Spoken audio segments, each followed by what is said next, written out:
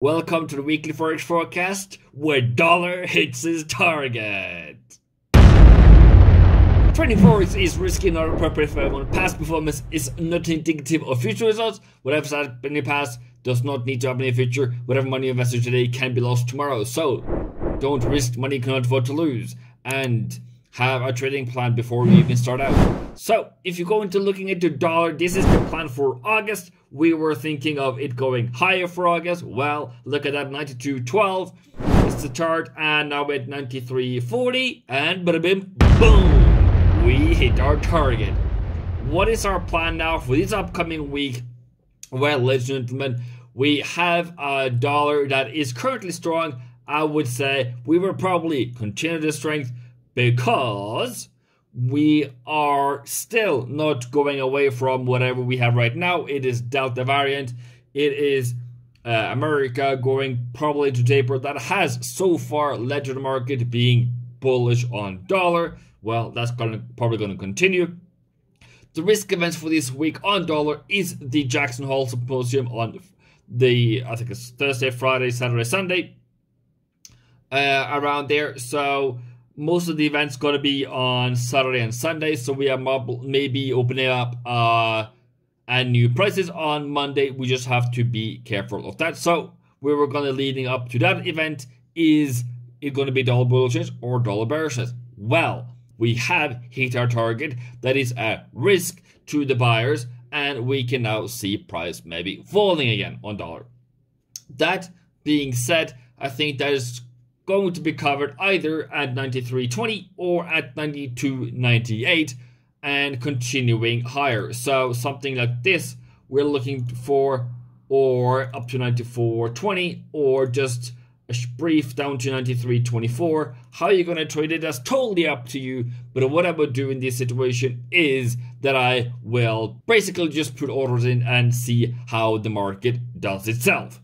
Coming in to Australian dollar, US dollar, we have this trading plan for this August. We were thinking of price going down to 72. And what did it do this year? 71.38. Another boom. Another one in the books. As we can see here on the monthly, this is definitely a target for the month. Now, what do we do now in Australia? What do we do now in New Zealand? Well, at the moment, we have hit our targets. We need to lay back, lay still, reduce our lot sizes. Now the risk starts to increase. Are we going to go higher in the next week? Are we going to go lower? That comes down to your buys, but also we have had quite a steep fall, and we can continue that until we break higher highs. So if we break above 71.80, I would think that we might have a potential reversal. So are you going to buy Australian dollar at 71.80? No. You have to have a plan way ahead of that. So we are, for this upcoming week, expecting dollar bullishness, but we are at targets. So if it does rise, that is only going to be looked for as a short opportunity on the Australian dollar more than anything else. As we're coming into Australian dollar for the next week, we can say, well, we have a short opportunity at 72.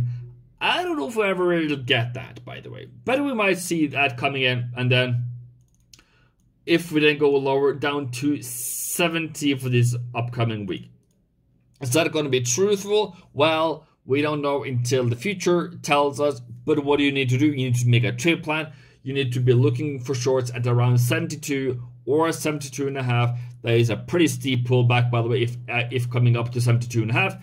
You also need to be on daily pivots and looking for shorts every single day if you are a short person. If you are a buyer of Australian dollar, seller of a US dollar, you have a difficult time at the moment. There's no reversal at this moment, but if we go up to 72, that might be looking like a reversal for you. So coming back down to 71.50 yet again will be for you to look out for a buying opportunity. I'm not saying that's a good opportunity, but that's what you have to look for. The other thing is that if you are going to buy, I will not risk my pension or life on it, because we have not changed what is really driving the market at the moment. It is Delta variance. It is the tapering in America. It is the China has also then tipped over. That also doesn't make any good sense for Australia to be buying at the moment. And with lockdowns in Australia, it is not looking very well. So we might be looking down to 70 next week, more than going up to 74. Coming into Euro USD, we have the trading plan here for August. We're thinking that we're going down to 1650 and then reverse back up again. Coming into Euro USD, we are at 1690 on Friday close. We went down to 1663. So almost there. That is pretty good as well. But I think we did hit our monthly target at 1730. But boom, yet again. Fantastic. 157 pips in the books, in the bookstore. Fantastic. Did I short that one? Yes, I did. That was a fantastic run. Now, what did we do?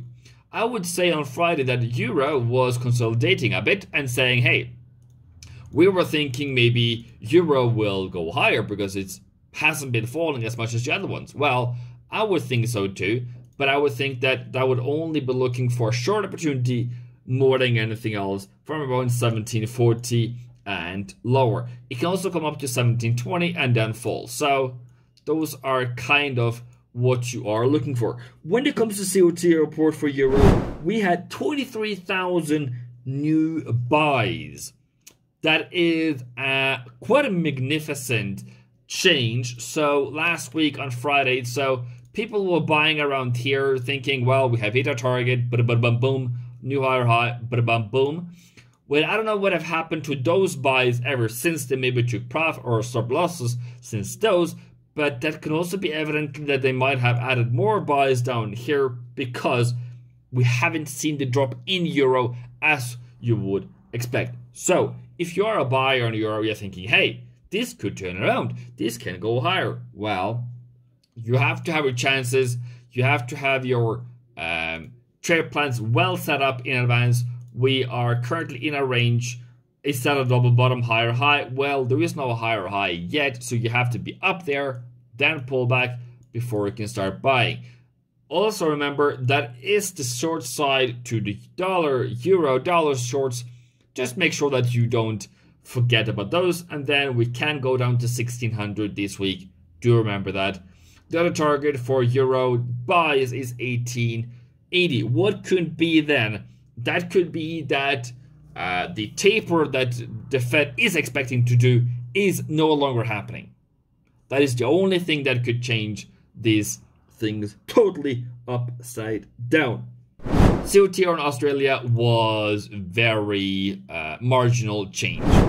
Coming into pound, we also did not hit our target. Sorry, we did not hit our target on the monthly on pound dollar. What does that mean? That means that there might be a push to the lower side only for pound, going down to 35.30. That is a good 70 pips before going higher again. So look out for that, and then reversal. Can it rise from here? Absolutely it can, but I don't expect this to happen, as in, well, dollar can weaken and this can go higher, yes, but it's not a logical area other than it being 3600. So pivot point wise, it is a bit lower. That would be great. And also we didn't hit our target in July, then went back up again. So I think we can do the same thing this time around. And as you can see, it had a sharp fall in July, and then I got back up again. This can happen again only if the dollar starts weakening again, which could be expected, but there is no guarantee at this moment because the momentum in the dollar strength is so great. I'm not going to jump into front of the train hoping that we are going to go higher. So currently on the shorts on pound, there is 321 pips. On pound yen, there is a 373 pips on the table at the moment. Apparently I did that. Okay. Only then I must have done that in blindness because it was only 300 pips. My bad. There it is. 373. Now we are back in business. So this could be a logical place to stop falling, by the way. We are at support. We are at 141,950. And we have quite a considerable drop before the actual take profit for the month. Realizing the other pairs has already hit take profit, we need to be not pushing this one too hard. We have also had a considerable drop this week, so we need to be careful of what we're going to do now.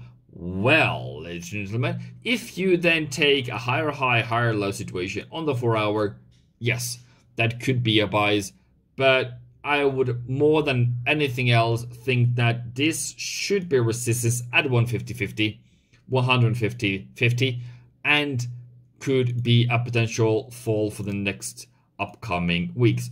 And would I take profit at 148? I would probably do, yeah. And am I going to sell this? Yes, I would probably sell this. This looks like a good sell opportunity, only if it comes back up here. If it continues higher, well, that doesn't matter to me because I have stop losses and risk management, as well as you should have too. Coming into pound, as remember, 130.50, 135.30 was a target. We are quite not there yet.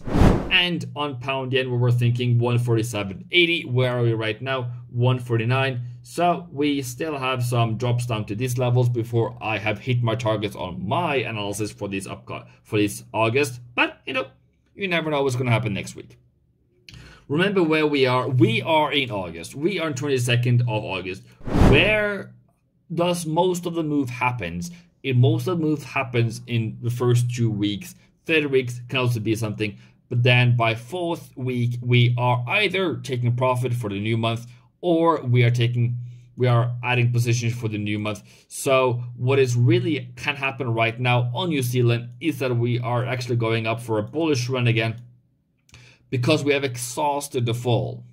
Well, they did not increase their interest rate as they said they were. There is increase in COVID cases. I think it was 51 now. So this can drop further this week. I don't see that one being a bad trade idea, but remember, in the end, New Zealand is going to be strong because they are going to increase their interest rate.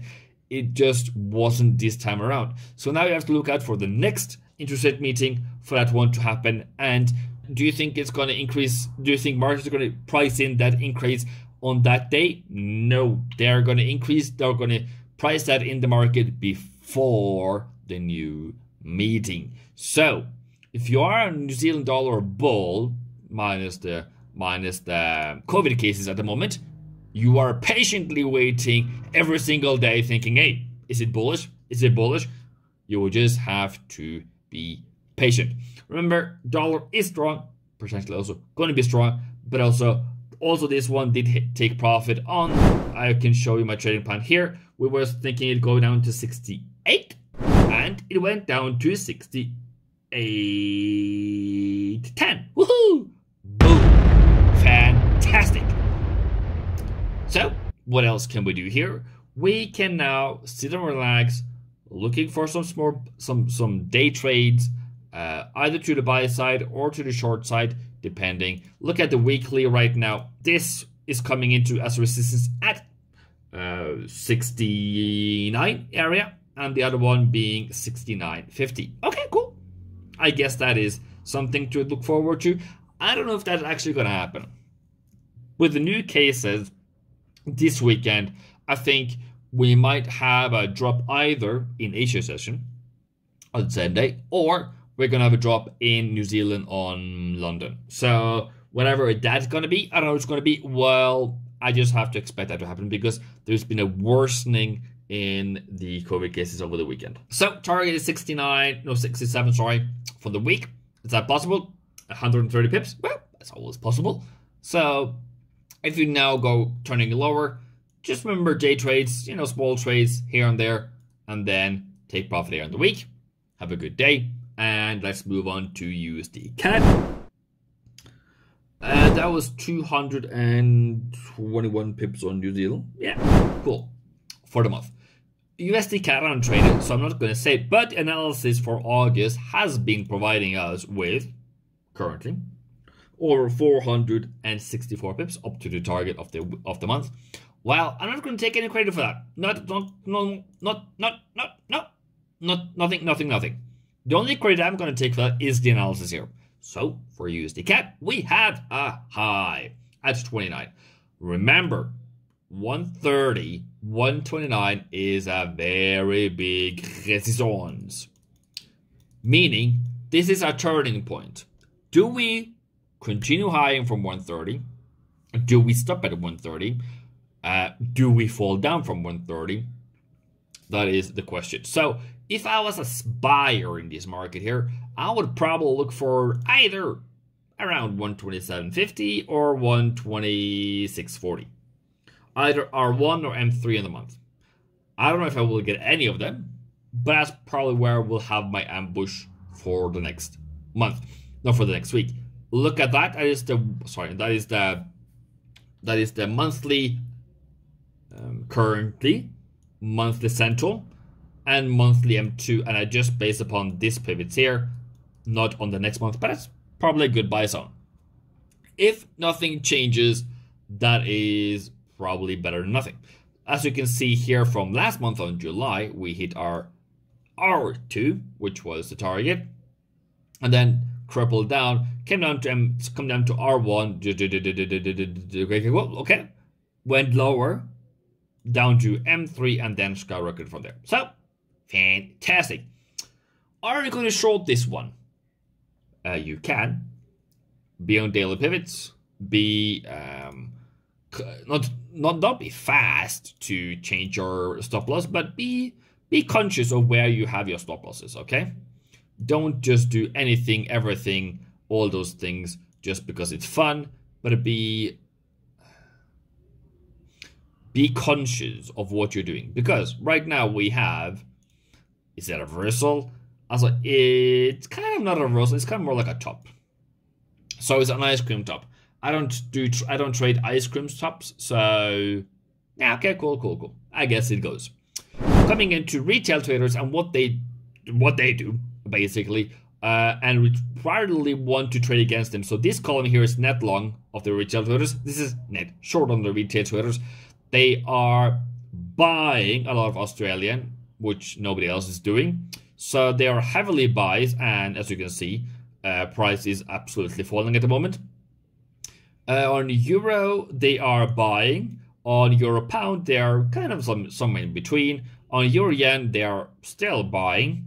And coming into pounds, they are absolutely buying the living life out of pound, even though that one is falling pretty hard. New Zealand, another one they are buying the living life out of, and USDCAD, they are selling the living life out of that one, even though that one is going higher. And as you can see for USD Swissy, they're buying their living life out of USD Swissy. We can go to USD Swissy, and they were, what did I say they were doing? They were doing what? They were buying it. Okay, let's go and look if that's a good idea or not. Yeah, as it's not bad, but it's okay. It's okay. We basically went down, almost down to the area I said we were going to go into, and we went into the area I said we would go into, and ta-da! It's kind of stuck in a range at the moment. So, for all those dollar pairs that moved last week, this one was not a good one to be buying or selling, by the way. So, what do we do now? I don't know. You tell me, No, I can't trade this one. This is very, very bad. So, I would say that's the top, that's the bottom, that's the local bottom, that's the local top, and I would come back to it whenever it makes a move to the upside or the downside. Please let me know when it is so I can come back to it, okay? I have absolutely no interest in this one whatsoever, other than you guys tell me what is going to happen, and then I will kind of like come back to it. Okay, cool. Fantastic. USD yen, another one that you guys were buying and selling. I don't know if that was a target I probably set us, but I can check out the weekly as well. Okay, so what do we do here? What is kind of the essence of what I want to tell you guys about my trading? This one is a top Hopefully double top, lower low, low high. Boom. That is that one. Didn't come to it, but almost. On a double bottom higher, higher low situation, that is the buy here. That is not a double bottom. I can see, I am not blind, but that's kind of the levels that I see that was not tapped out here and was not tapped out here until it came back up again and was smashed down again. Now, where is it going? Well, I don't know. It's in a range. You range traders, you are still very much allowed to do this one, but do remember, in a range, we can break lower and still go back up again. We can break higher and still go down again. So, break and retest is not a good idea at the moment until you get a trend, whenever that is. But yeah, so the most important lesson for this week is the EURUSD has 23,000 more buys, or like that, and the other one is gold had 23,000 more interest to the buy side. I think that's because the COT report on the gold side was taking profit on the shorts more than anything else. Well, how did that happen, ladies and gentlemen? Well, it did happen because we did have a massive fall on Monday previously, and now we have that shorters took their profit, buyers added theirs, and now what are we gonna do about gold? Well, we will gonna do gold very time soon, do not worry. But firstly, we're going into Australian dollar, where the plan was going down to 78.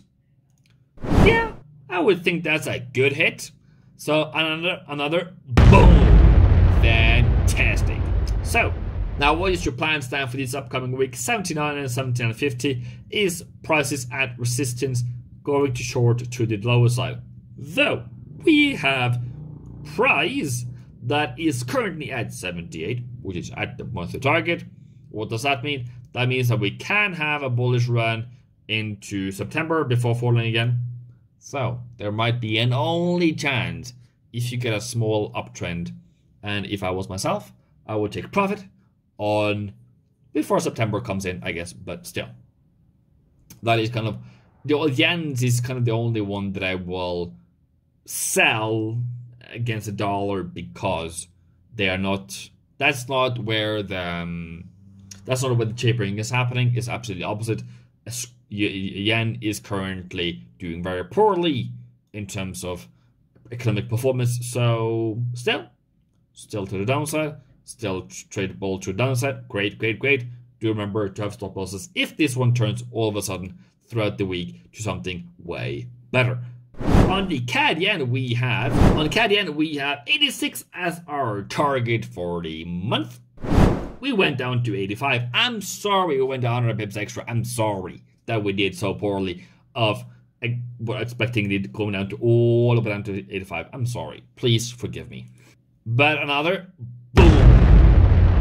So, how's the analysis for August going, ladies and gentlemen? I think there was only one hiccup in my analysis for August. It was the Euro New Zealand that I was thinking going higher. It went lower. Cool, whatever. So now you know.